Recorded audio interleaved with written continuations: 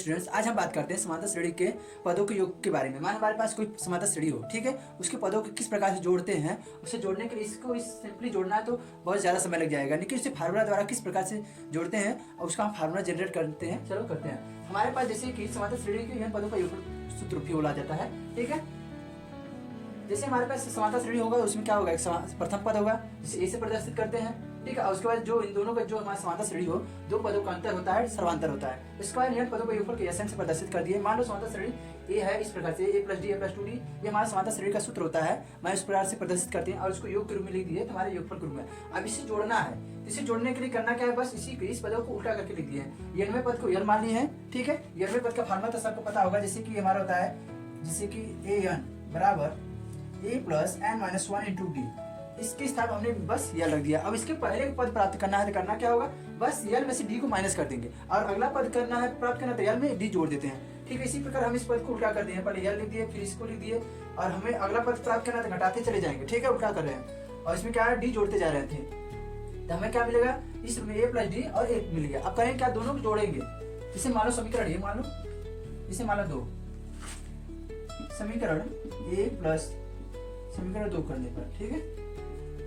जब हम करेंगे तो ये SN जुड़ जाएगा, SN + SN बराबर ये देखो ये और ये में यल जुड़ेगा। इस प्रकार अब हम देख रहे हैं कि ये दोनों जुड़ेगा जब, तो ये D और D कट जाएगा तो हमें मिलेगा a + l, ठीक है। अब यहाँ पे तीसरा पद देखो, a + 2d l - double D है तो -2d होगा, तो ये आपस में कट के तो हमें मिल जाएगा a + l मिलेगा। ऐसे ही मिलता रहेगा a + l। अब हमें लास्ट में देख रहे हैं और इन दोनों को जोड़ा जाए तो ये d कट जाएगा, ठीक है, तो हमें मिलेगा a + l।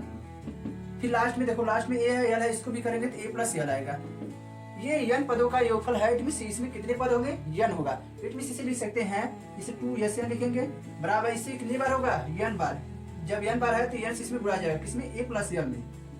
तो हमारा SN निकालना है तो SN बराबर हो जाएगा n/2 a + l। इस प्रकार से हम पदों का योगफल का फार्मूला प्राप्त कर लिए।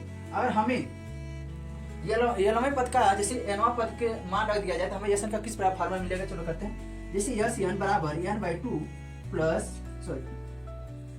a + यलवां पद क्या होता है, जैसे कि nवां पद को यल मान लिए हैं तो यहाँ पे यलवां पद क्या है, a + n - 1 × d। इस प्रकार से पाएंगे तो यहाँ पे SN बराबर हो जाएगा n/2 और ये a और ये जुड़ जाएगा 2a हो जाएगा, फिर प्लस n - 1 × d। ये हमारा दूसरा फार्मूला हो गया, ठीक है। इस देखो हमारे पास जब अंत का पद दिया रहेगा तो क्या करेंगे, जितने पद हैं और हमें यन नहीं दिया रहेगा तो यन ज्ञात करना होगा, ठीक है। जैसे हमारे पास समांतर श्रेणी है, इसमें पूछा जाए, इसमें पद पता नहीं है, पद निकालना पड़ेगा, यन का मान निकालना पड़ेगा यन पद से।